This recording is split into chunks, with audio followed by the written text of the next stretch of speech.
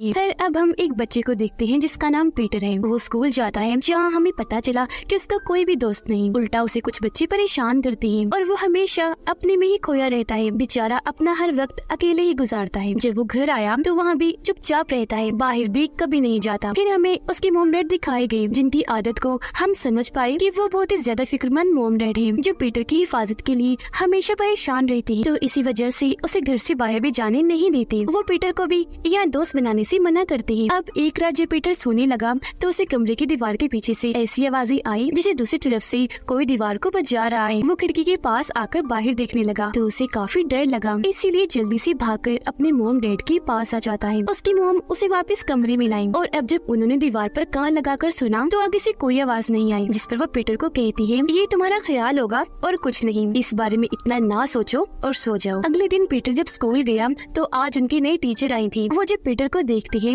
तो ये महसूस करती है कि वो डरा सहमा बैठा है, तो उसके साथ जुड़ने की कोशिश करती है क्योंकि जाहिर है वो एक टीचर थी जो अपने स्टूडेंट को संभाल सकती है। अब रात को घर पर जब पीटर अपने मोम डैड के साथ खाना खा रहा था तो उनको कहता है कि हैलोवीन आ रही है तो मैं भी बाहर जाना चाहता हूँ और ट्रिक और ट्रीट गेम खेलना चाहता हूँ क्योंकि बाकी बच्चे भी वहाँ जाएंगे। अब ये सुनकर उसकी मोम साफ साफ मना कर देती है कि नहीं, तुम कहीं नहीं जाओगे। जिस पर यहाँ उसके डैड एक हादसे के बारे में बताने लगते हैं कि जब पीटर तुम पैदा भी नहीं हुए थे तो इसी टाउन की एक बच्ची हैलोवीन की रात को ट्रिक और ट्रीट गेम खेलने के लिए निकली थी, पर अचानक वो लापता हो गई और बस तभी से हम उस हादसे की वजह से डरे हुए हैं। यही वजह है कि तुम्हें बाहर कहीं भी जाने नहीं देते। सारी बातें सुनने के बाद पीटर अपने कमरे में आ जाता है सोने के लिए, जहाँ दिखाया गया कि कोई कमरे की दीवार को दूसरी तरफ से इधर की तरफ पुश कर रहा है, यानी धकेल रहा है, क्योंकि वहाँ से दीवार बाहर उभर रही थी। जिसके साथ ही पीटर को वहाँ से एक लड़की की आवाज सुनाई देने लगी जो उसका ही नाम बार बार पुकार रही थी, पीटर पीटर इधर आओ मेरे पास, मेरी बात सुनो, मदद चाहिए। जो सुनकर तो वो बहुत ज्यादा डर जाता है और चिल्लाने लगा। उसकी आवाज सुनकर पीटर के डैड वहाँ आए। वो जब दीवारों को चेक करते हैं कान लगाकर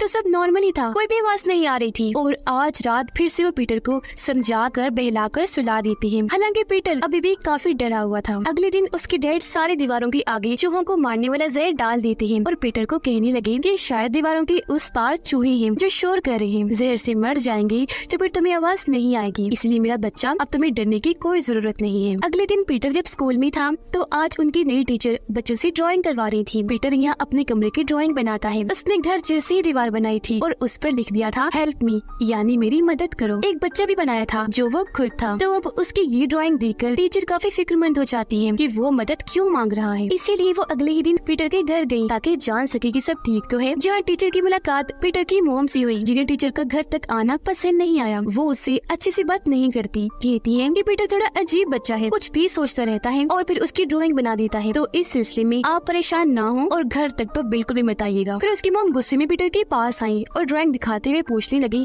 कि ये क्या है, तुमने हेल्प मी क्यों लिखा, आखिर तुम किससे मदद मांग रहे थे और क्यों। जिस पर पीटर झट से बोल देता है मोम मदद वो मांग रही है न कि मैं। अब ये वो कौन थी इस बारे में हमें जल्द पता लगने वाला है। यहाँ उसकी मोम इस बात पर ज्यादा ध्यान नहीं देती और उसे समझाती है कि फजूल मत सोचा करो, तुम्हारे ये उल्टे सीधे ख्याल हमें मुश्किल में डाल देंगे। जो कहकर वो यहाँ से चली गई। अब रात को पीटर जब सोने की कोशिश कर रहा था तो दीवार के पीछे से दोबारा लड़की की आवाज आई। इससे पीटर कहता है कि मैं जानता हूँ तुम असली नहीं हो, सिर्फ मेरा ख्याल हो। इस पर वो लड़की जवाब देती है कि नहीं, मैं हूँ असली, लेकिन कुछ खास मकसद नहीं है मेरा, बस तुमसे दोस्ती करना चाहती हूँ, लेकिन अगर तुम चाहती हो कि मैं यहाँ से चली जाऊँ तो मैं चली जाऊंगी। जिस पर पीटर उसे ना जाने का कहकर यही रोक लेता है क्योंकि उसका कोई दोस्त तो नहीं था और ये लड़की तो उससे दोस्ती करने की बात कर रही थी।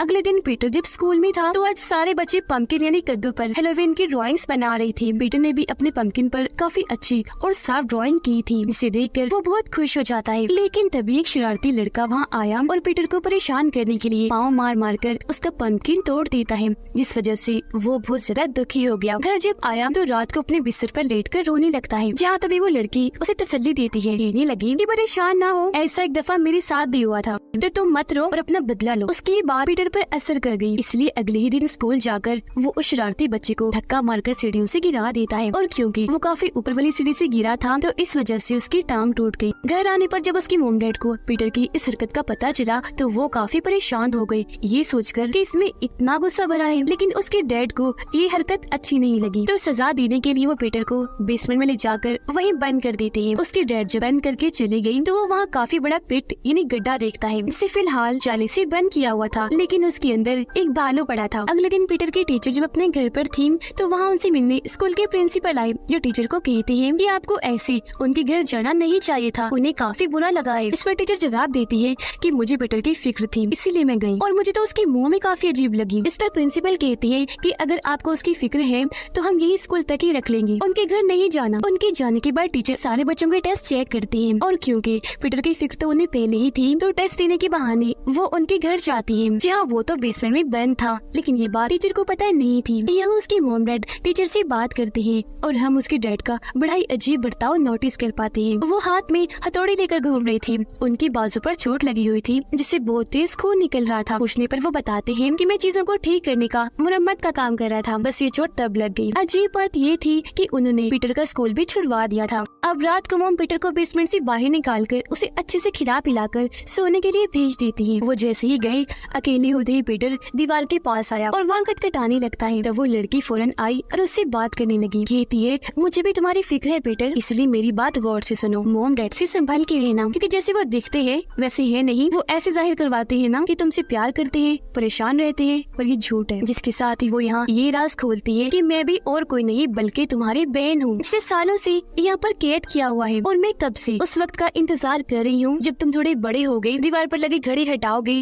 और खुफिया दरवाजा खोलकर मुझे बाहर निकालोगे, जिसके बाद मैं आजाद हो जाऊंगी। अब पीटर उसकी बातें सुनकर काफी हैरान रह गया, लेकिन उसे इन बातों पर इतना यकीन नहीं आ रहा था। इसीलिए वो उसे कहता है कि अगर तुम सच में हो तो मैं तुम्हें देखना चाहता हूँ। जिस पर लड़की जवाब देती है कि नहीं देख पाओगे, डर जाओगे, क्योंकि सालों से यहाँ रहने की वजह से मैं बहुत अजीब दिखने लगी हूँ, काफी बदसूरत। अब पीटर ने जब ना डरने की बात की तो लड़की उसे कहती है अच्छा फिर दीवार में बने छोटे से सुराग से देखो। अब जब पीटर ने सुराग से देखा तो वो उस लड़की की बड़ी सी आँख को देखता है जो सच में डरावनी लग रही थी, जिसे देखकर वो भी डर जाता है। अब वो लड़की कहती है कि मेरे भाई हमारे मॉम डैड बहुत बुरे हैं, वो इतने जालिम हैं कि उन्होंने ही मुझे यहाँ पर कैद किया, और तुम भी क्योंकि उनके बच्चे हो तो तुम्हारे साथ भी वो ऐसे ही करेंगी, तो जरा अपना ख्याल रखना। अब जाहिर है ये सारी बातें सुनकर पीटर काफी घबरा गया। उसे पता नहीं था कि मेरी बहन है ये झूठ बोल रही है। वो इस अनजान ताकत और अनजान आवाज की बातों से बस परेशान हो गया था। इसीलिए उसे अपने मॉम डैड के बुरे होने के सपने आने लगे, जैसे वो उसे डरा रही है, नुकसान पहुँचाना चाहते हैं। पर हर बार जब भी पीटर डरकर जागता था तो उसकी मॉम आकर उसे संभाल लिया करती थी और हमेशा उसे समझाती रहती थी। अगले दिन जब अपने कमरे में लेटा था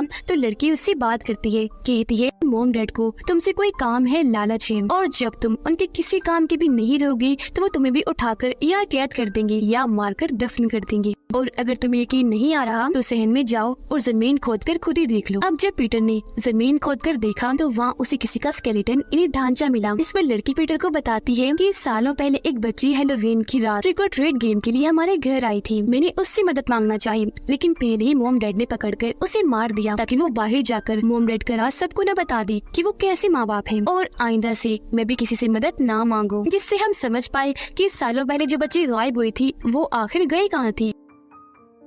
अब इन सारी बातों की वजह से पीटर अपने टीचर को कॉल करता है मदद के लिए, क्योंकि वो अपने ही मॉम डैड से डर चुका था। लेकिन कल दूसरी तरफ से उसकी मॉम उठा लेती है और टीचर को फोन करने से मना करके उस पर गुस्सा करने लगती है। वो जब कमरे में आई तो उन्हें भी दीवार पर बने सुराग के बारे में पता चल गया। वो काफी डर गई, घबराते हुए कहने लगी कि आखिर उस लड़की ने पीटर से क्या कहा होगा। अब अगर कुछ भी गलत हुआ तो हमारे बच्चे के साथ ही होगा, जो हम नहीं चाहते। अब यहाँ ये बात समझ से बाहर थी कि अगर इस लड़की को मॉम डैड ने दीवार के पीछे कैद किया तो यहाँ पीटर की मॉम उससे इतना क्यों डरेंगे। खैर वो घबराई रहती है। रात को लड़की पीटर से बात करती है, कहने लगी कि मैंने मॉम डैड को बात करते हुए सुना है, उन्होंने फैसला किया है कि वो तुम्हें भी मार देंगे, तो अब तुम्हें जल्द कुछ करना होगा ताकि ऐसी मॉम डैड से तुम्हारी जान छूट जाए। थोड़ी देर के बाद पीटर टेबल पर बैठकर अपने मॉम डैड के साथ खाना खा रहा था, जहाँ उसके डैड को अचानक ही अजीब सा महसूस हुआ। सूप का जायका भी उन्हें बदला सा लग रहा था। वो ये भी नोटिस कर लेती है कि पीटर तो कुछ भी नहीं खा रहा, इसलिए घबराते हुए उससे पूछते हैं क्या किया तुमने। इस पर वो जवाब देता है ज्यादा कुछ नहीं, बस आपने मेरी बहन को दुख दिया, तकलीफ पहुंचाई, तो बस उसका बदला लिया। ये सुनकर उसके डैड काफी चौंक गए, क्योंकि सारा माजरा समझ गए थे और फौरन उन्हें खून की उल्टियां होने लगती हैं। असल में पीटर ने उस लड़की के कहने पर मॉम डैड के खाने में जहर मिला दिया था, जिससे उसके डैड तो वही मौके पर ही मारे गए। यहाँ उसकी मॉम हाथ में चाकू उठाकर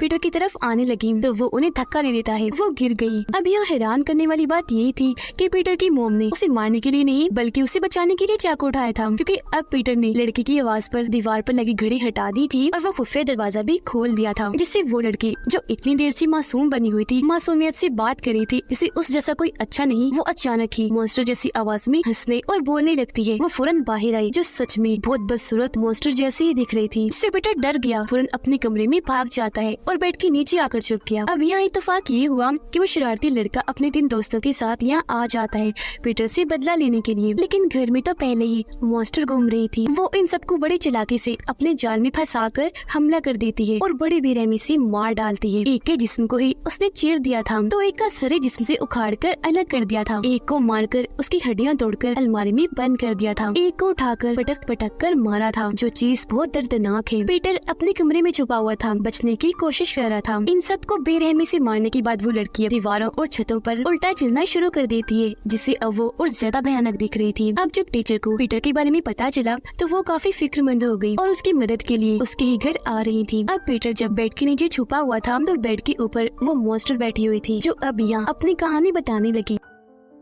तो असल में ये मॉन्स्टर लड़की पीटर की सच में बहन ही थी, अपने मॉम डैड की पहले बेटी थी, लेकिन पैदा ही डिफॉर्म हुई थी, यानी शक्ल जिस्म बिगड़ा हुआ बदसूरत, जिस वजह से वो बचपन से मॉन्स्टर जैसी दिखती थी। यही वजह है कि उसके मॉम डैड ने उसे बाकी दुनिया से छुपाने के लिए वहाँ पेट में रखा, क्योंकि वो जानते थे कि डिफॉर्म होने की वजह से ये खतरनाक और गुस्से वाली भी हो सकती है, जो लोगों की जान ले लेगी। तो इसका बाहर रहना खतरनाक है, तो उन्हें ये फैसला लेना पड़ा। उस बच्ची को भी मार दिया जो सालों पहले ट्रिक और ट्रीट के लिए आई थी, ताकि वो बाहर जाकर इस मॉन्स्टर बच्ची के बारे में सबको बताना दी। और पिट में हमने जो बालू देखा वो इसका ही था। खैर आज से पहले वो यहाँ पर कैद रही और उसने दीवारों छतों पर चलना सीख लिया, खुद को मजबूत बनाया, पूरी प्लानिंग की कि मैं पीटर को अपनी बातों में फंसा कर उसे बहला कर सब करवा लूंगी। वो मॉम डैड को मार देगा, जिसके बाद मैं आजाद हो जाऊंगी, जो आखिरकार हो भी चुका था। जिसका मतलब कि इस डिफॉर्म मॉन्स्टर बच्ची में शुरू से ही एक कातिल वाली चीजें पाई जाती हैं, जो उसने खुद अपने अंदर पैदा की। वो आत्मा नहीं थी, इंसान थी, उसे यहाँ कैद करके रखा गया। अभी मॉन्स्टर बच्ची यहाँ पीटर को ही उस खुफिया कमरे में कैद कर देती है, जिसकी थोड़ी देर बाद यहाँ टीचर आ गई। तब उनकी आवाज सुनकर खुफिया कमरे में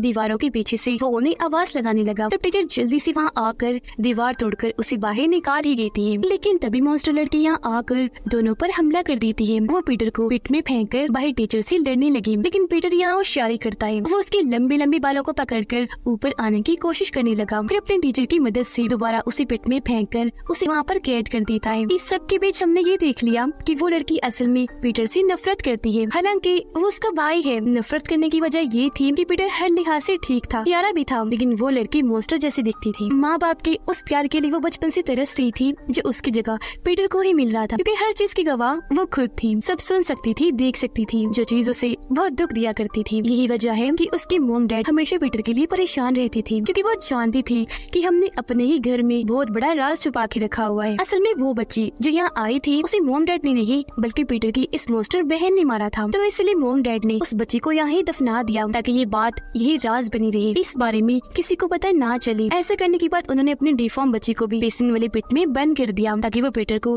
कभी भी नुकसान न पहुँचा दे। अब पिट बंद होने के बाद वो पीटर को कहती है कि चाहे तुम या मैं कहीं भी चले जाएं, लेकिन मैं तुम्हारा पीछा नहीं छोड़ूंगी। मेरा जो मिशन अधूरा रह गया है वो पूरा होगा, यानी कि आगे कभी भी मौका मिलने पर मैं तुम्हें खत्म कर दूंगी। ये बातें सुनकर पीटर काफी डर गया और हमेशा ही हम उसके पीछे उसकी बुरी मॉन्स्टर बहन को देख पाए। इसे पीटर महसूस करता था और सोचता था कि वो कभी भी मुझे खत्म करने आ सकती है, और क्योंकि अब वो अकेला रह गया था तो टीचर उसे गोद ले लेती है। इस फिल्म की कहानी यहीं पर खत्म हो जाती है।